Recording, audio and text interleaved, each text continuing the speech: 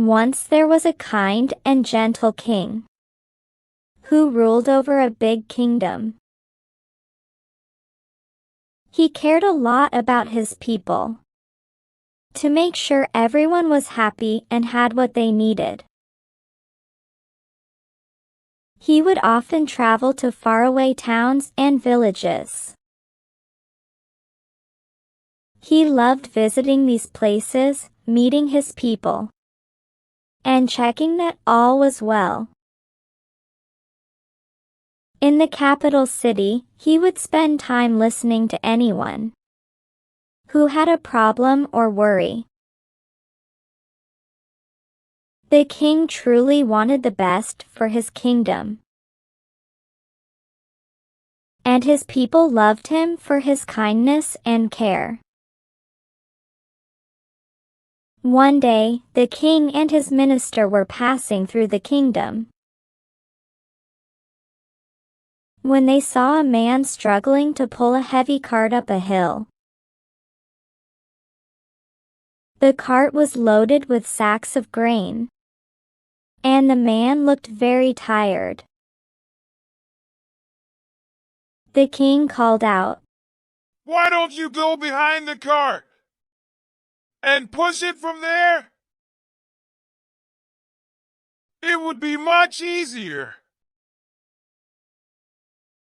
The man shook his head and said, "Oh, no, Your Majesty. If I go behind, who will watch the cart and make sure it doesn't roll back down the hill?" The king and his minister looked at each other, trying not to laugh. They were both amazed by the man's foolishness. As they walked on, they couldn't stop laughing. The king said, "Well, we have surely met one of the biggest fools in the kingdom today." The king was always amazed by the minister's cleverness. Because of this, he often gave the minister fun tasks to see how he would solve them with his quick thinking. One day, the king asked the minister to find 4 fools in the kingdom and bring them to him. The minister was a bit confused, but later amused by the task. He agreed and said, "Your Majesty, I will do as you say. However, I may need a few days, because there is no shortage of foolish people. I want to present the very best of them before you." The king nodded in agreement with the minister's request. As usual, the minister set off to fulfill the king's wish. As he wandered through the palace gardens, he saw a man balancing a large plate filled with an assortment of sweets, fruits, and treats. The man looked a bit wobbly as he carefully carried this burden. The minister approached him and asked, "Excuse me. Who are you taking all these delicious things to?"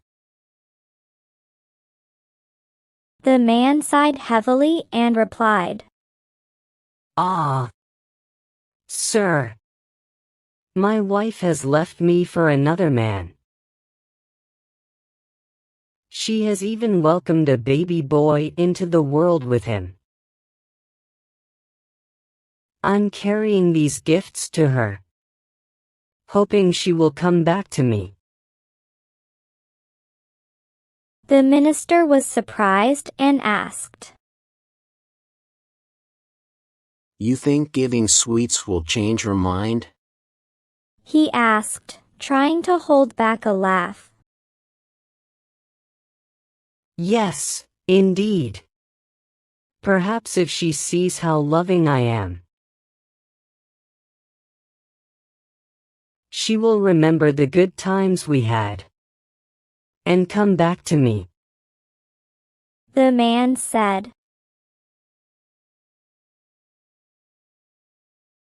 The minister smiled at the man's foolish belief.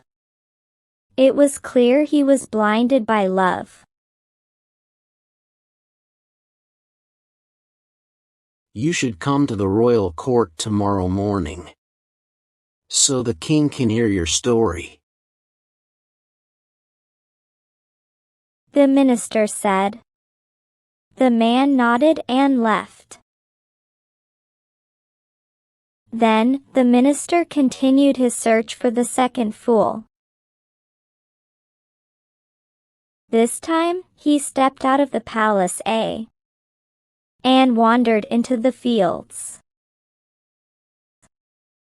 There, he saw a man trying to ride a buffalo, while balancing a big bundle of grass on his head.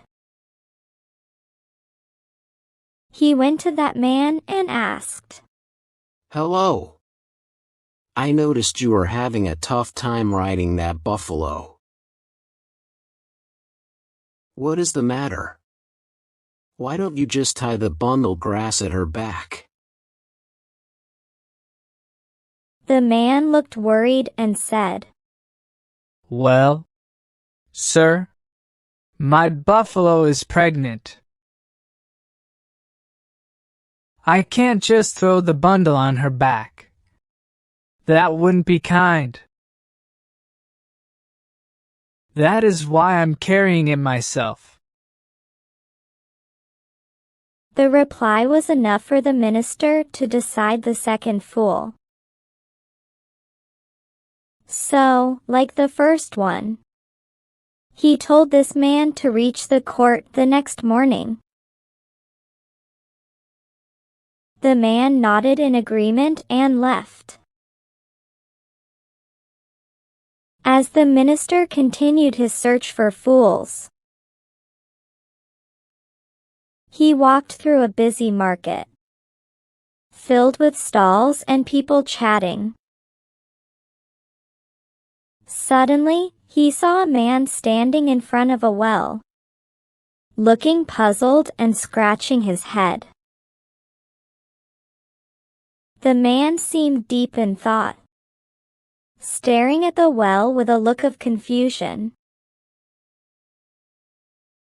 Curious, the minister approached him and asked, What are you thinking so hard?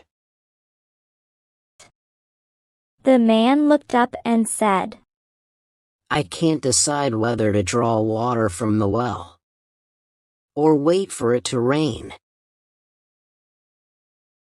If it rains, I won't have to work for it. The minister smiled at the man's silly reasoning. The minister then instructed the man to come to the court the next day. As the minister continued his search for the fourth fool, he walked into a small village and heard shouting. Following the sound, he found a man trying to fly a kite. The man was pulling the string, but the kite was stuck in a tree. Instead of climbing up to free it, he was shouting at the kite. Come on! Fly higher! You can do it! The minister smiled, realizing that the man's stubbornness was a funny example of foolishness. The minister then invited the man to the court the next morning. The next day, the minister brought all 4 fools before the king. The king laughed as he listened to their funny stories. Each tale was sillier than the last. In the end, the king rewarded them with gifts.